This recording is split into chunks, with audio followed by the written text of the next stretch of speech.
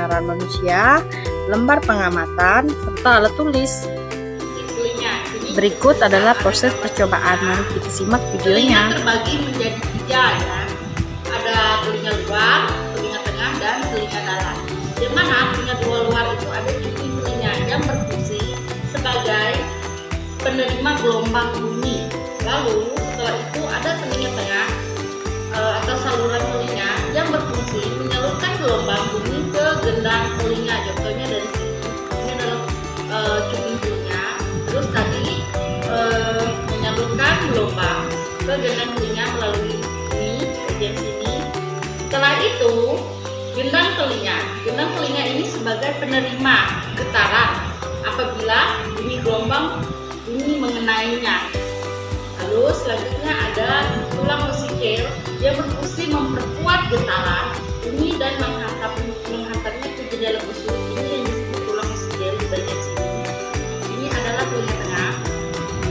Lalu selanjutnya ada separuh tulang yang berfungsi mengawal keseimbangan badan di bagian telinga dalam.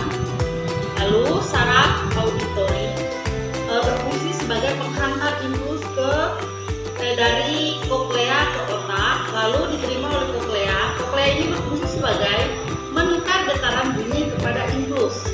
Ini di bagian telinga dalam, ada terletak di sini.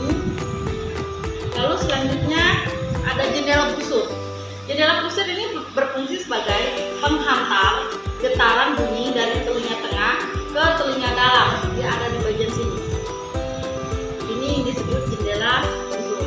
Lalu ada tiup Eustachian. Dia berfungsi sebagai penyeimbangan tekanan udara pada kedua belah gendangan telinga. Itu terletak di dekat bagian telinga tengah. Sekian penjelasan dari saya, semoga bermanfaat. Terima kasih. Jadi, berdasarkan hasil pengamatan terhadap gambar struktur alat pendengaran manusia, dapat diketahui bahwa telinga manusia terdiri atas 3 bagian utama, yaitu telinga luar, telinga tengah, dan telinga dalam. Masing-masing bagian memiliki struktur dan fungsi yang berbeda, namun saling berkaitan dalam proses mendengar. Telinga luar berfungsi sebagai penerima awal gelombang suara dari lingkungan. Daun telinga menangkap gelombang bunyi dan mengarahkannya ke saluran telinga selanjutnya.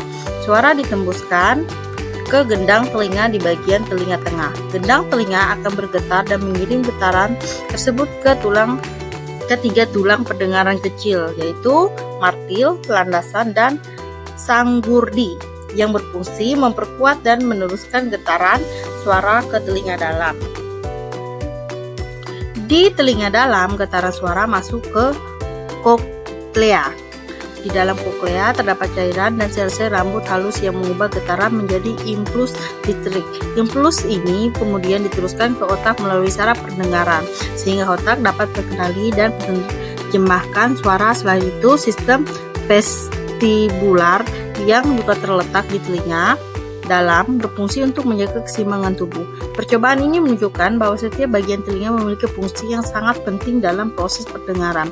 Sehingga salah satu bagian tidak berfungsi dengan baik, maka proses pendengaran akan terganggu. Karena itu, menjaga kesehatan telinga sangat penting untuk memperkuat kemampuan pendengaran yang optimal.